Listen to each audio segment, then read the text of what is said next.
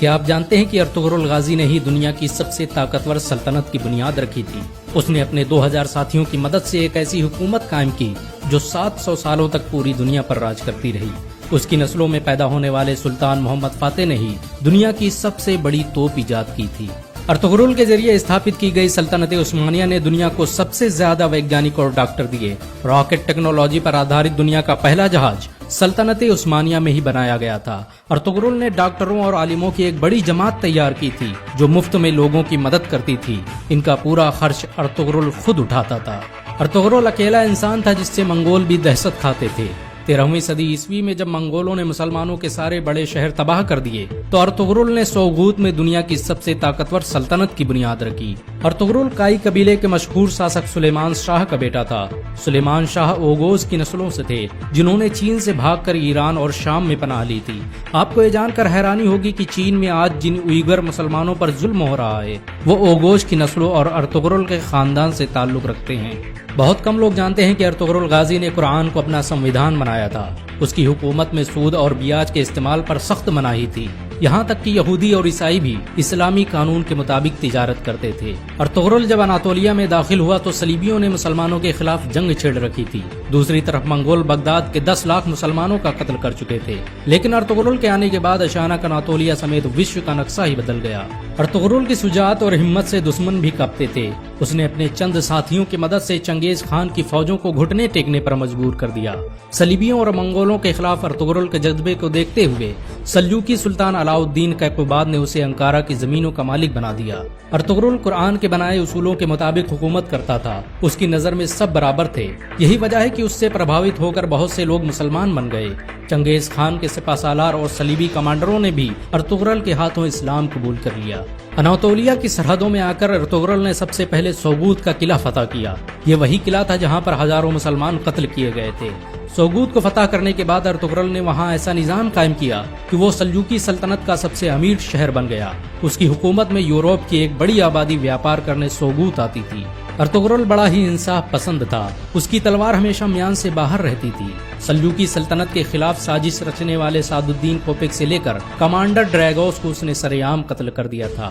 Ertugrul نے جس سلطنت کی بنیاد رکھی اس نے ماتر 100 سال کے اندر ہی آدھی دنیا کو فتح کر لیا۔ اس سلطنت کی سرحدیں ایشیا سے لے کر یورپ اور افریقہ تک پھیلی ہوئی تھی، یہاں تک کہ پورا بھومدھیہ ساگر خلافت عثمانیہ کے قبضے میں تھا۔ 17ویں صدی عیسوی تک دنیا کی آدھی دولت سلطنت عثمانیہ کے قبضے میں تھی۔ جاپان، روس اور فرانس جیسے دیش ترکی کی خلافت عثمانیہ سے قرضے لیتے تھے۔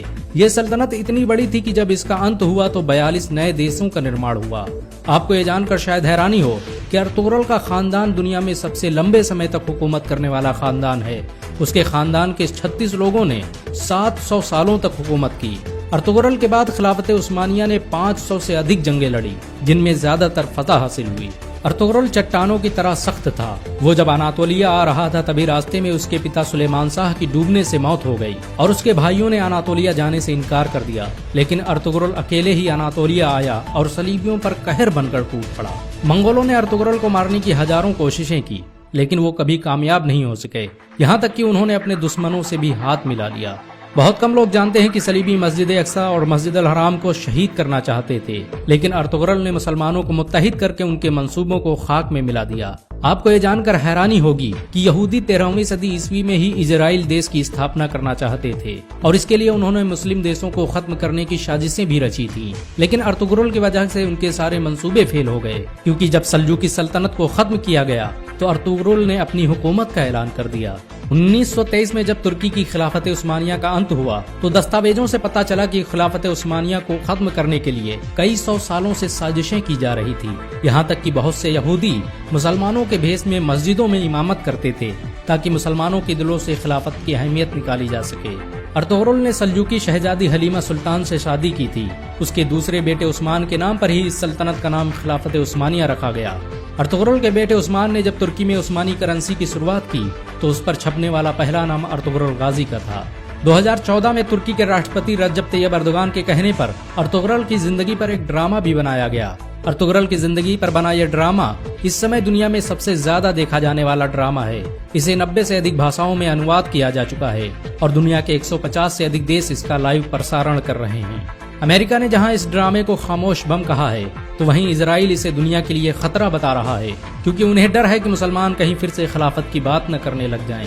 سچ تو یہ ہے کہ مسلمانوں کے دلوں میں ارطغرل کا نام آج بھی زندہ ہے، مسلمان انہیں آج بھی عزت کی نظروں سے دیکھتے ہیں۔ اگر ایک مسلمان ہونے کے ناطے آپ کو گرو محسوس ہوا ہو تو اس ویڈیو کو لائک اور